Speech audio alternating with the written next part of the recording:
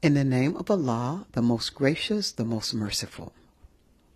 All praises are due to Allah, and may His peace and blessings be upon the Prophet Muhammad. To the From DC to Deen team, thank you kindly for all that you do. And a reminder to our listeners, my team and I are not affiliated with any organization or movement, with the exception that we are Muslims. Before we start, help us grow our podcasts by hitting that subscribe button and giving us some thumbs ups. And please leave us some comments. We would like to know what you think about what we're doing. And thank you in advance for your support. Okay, let's start this. I promise to keep these upcoming episodes short so that I can stay focused, inshallah. Now, this audio episode, is about how we Muslims enjoyed the Islamic Institute and how we commuted together to classes, how we spent our days and nights during Ramadan, and how I used to present to schools, universities, and businesses about what Islam is, and how all of that changed after 9/11. Okay. I will continue with the remaining portion of this episode being in audio only. Stay tuned and enjoy if God wills. Peace. Bismillah ar-Rahman ar-Rahim. The masalla at the Institute was huge, and it was packed during all of the prayers. The imams were Saudis that we knew from our building where we lived and other places of business. During Ramadan at the Institute, iftar was offered every night, and the Taraweeh prayer was offered every night. I think Sahur was offered too. I don't remember because I never went for Sahur. They offered all of the courses in English for new Muslims and the classes given in Arabic and any other students that could keep up with the Arabic. Diversity at its best. There was space for everyone, and through that institute, we met a whole new circle of friends, and we were very well respected because they were pleased with us that we were reverts, converts, or whatever we were to them. MashaAllah. I was a permanent registered student, just like many of the other Muslims, some coming from nearby cities and others traveling from farther away. It truly was a blessing from Allah. Subhanallah, MashaAllah.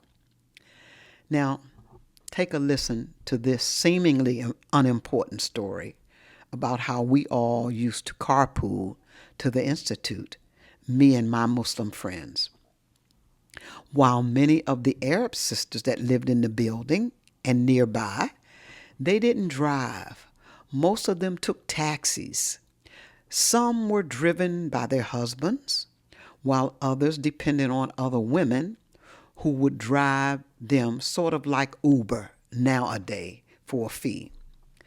One day, as I was heading out for class, a sister asked me if she and another sister could ride with me, and then she asked how much I would charge them to ride with me to the Institute. I didn't even know how to respond to that because I was already going to the Institute and I didn't understand why or how I could charge her to ride in my car with me and whomever else would be riding with me. Nevertheless, I offered her a ride then and any other times I would be going. If they cared to go with me, they were more than welcomed. That is, when we were in the car, we were on our way, she explained that the sister she usually rode with charged her and her friends each around $25 one way. And because they wanted to attend the classes, they paid the fee. I was shocked, literally. And honestly, she was shocked too that I wasn't doing this for money. And from that day on, those sisters rode with me regularly. We grew very, very close, and real friendships formed. And here we are now in 2026, and the ones who are still alive, living in their country in Arabia, we are still in touch. They live, as I said, back in their country in Saudi Arabia, in different cities in Arabia. And believe it or not, honestly, if I ask to go there to visit, they will send me the airline tickets and everything else that I would need to get to them and stay a few weeks with them. And they treated me like royalty whenever I visit. Now, I haven't been there in a few years because, excuse me, things are not the same in the world now. And I don't like to travel out of the country by myself without a chaperone, or mahram is what we say in Arabic. And I know now that I'm jumping around from one story to another, but as I said in the beginning of my podcast, that is how I talk. Unfortunately, I won't be able to remember everything, but when I do remember something that I think will fit as I am reminiscing, I feel compelled to relay it, inshallah ta'ala. Okay, I would like to add that during Ramadan, we would break our fast at the Institute if it was a day for classes. It was so beautifully spiritually. I am truly grateful to Allah to have experienced what I experienced in my life as a Muslim in the early days, meaning how the people in the world seem to be helping everybody else be peaceful and allowing people to practice their religion, and everybody got along. It was so nice that there was a program, I think it was developed here in Virginia. I don't really remember who or which agency sponsored this program, but you could volunteer to be a presenter, to visit different places of business such as schools, universities, business, etc., and take with you a planned presentation that the organization provided and explain what Islam is and answer questions about Islam. And people were very happy and they enjoyed understanding things about Islam. I was a presenter and I did this, and I am truly grateful because people only wanted to know what Islam is. And when they found out, they were okay with it coexisting with whatever it was that they were practicing.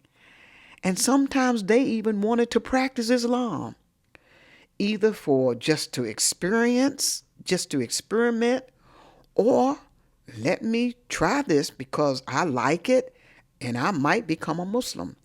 Things such as that. But what happened? 9/11 happened. And things have not been the same since then.